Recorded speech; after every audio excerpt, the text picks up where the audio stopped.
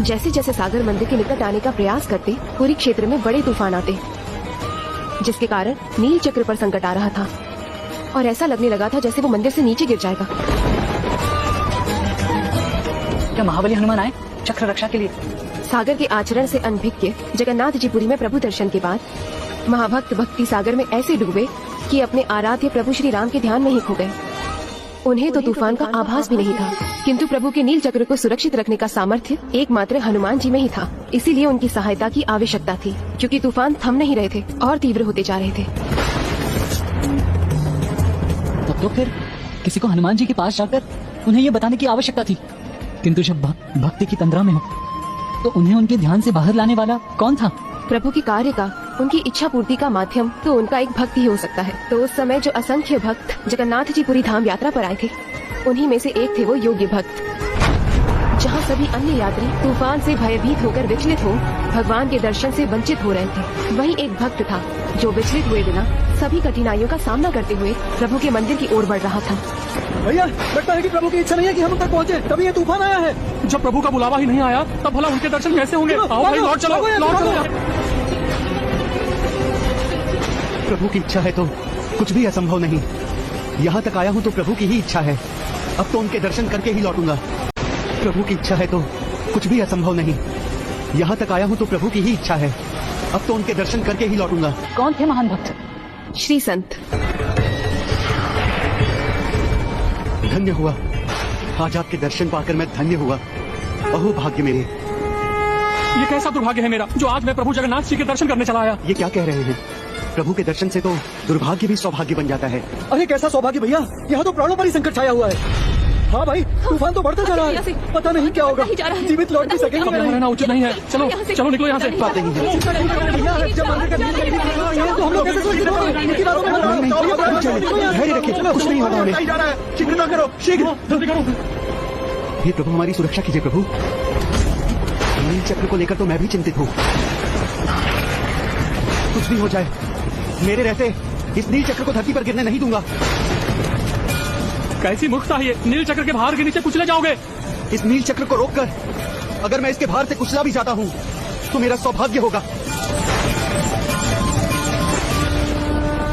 नील चक्र विशाल ही नहीं, अति भारी भी है, तो फिर उसके गिरने को भला कोई एक मनुष्य अपने हाथों से कैसे रोक सकता था? ये आत्मविश्वास नहीं, अति विश्वास है। नहीं पुत्र, ये उस महान भक्त की अडिग भक्ति थी। अरे अरे, मानसिक संतुलन भंग हो गया इसका। जब बुद्धि आएगी तो स्वयं भाग निकलेगा यहाँ से।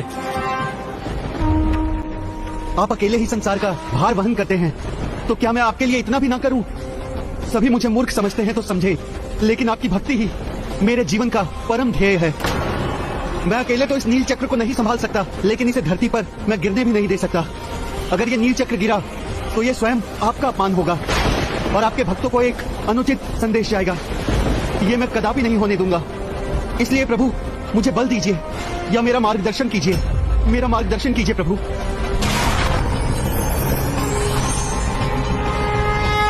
यदि भगवान के बिना भक्त नहीं तो भक्त के बिना भगवान भी पूर्ण नहीं। भक्त श्री संत, इस कार्य के लिए सबसे उपयुक्त और योग्य भक्त कौन है, ये तुम भली भांति जानते हो। संकट की इस घड़ी में संकट मोचन महाबली भक्त शिरोमणि हनुमान जी, और कौन? लो भैया, अब आ गई बुद्धि इसे, तभी तो भाग रहा है यहाँ से। अब बुद्धि आ गई है मुझे, समझ गया हूँ। संकट मोचन हनुमान जी ही हमारा संकट दूर करेंगे। हे संकट मोचन महाबली हनुमान जी, मेरी सहायता कीजिए। प्रभु के नील चक्र को संकट से मुक्त कीजिए भगवान। रक्षा कीजिए प्रभु, रक्षा कीजिए। हे संकट मोचन महाबली हनुमान जी, मेरी सहायता कीजिए। प्रभु के नील चक्र को संकट से मुक्त कीजिए भगवान।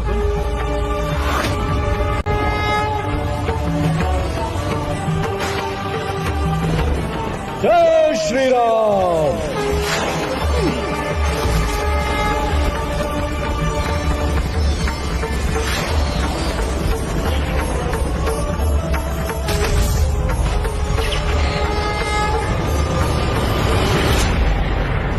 नाम से है जिनके मेरी हर विपदा टली,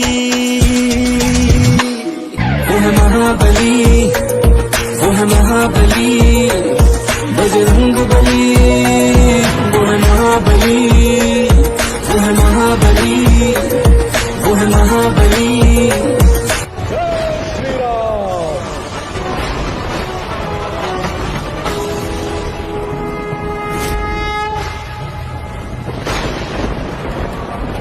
श्री जगन्नाथ जी, जय श्री जगन्नाथ जी, जय श्री जगन्नाथ जी, प्रभु जगन्नाथ जी की, प्रभु जगन्नाथ जी की, प्रभु जगन्नाथ की।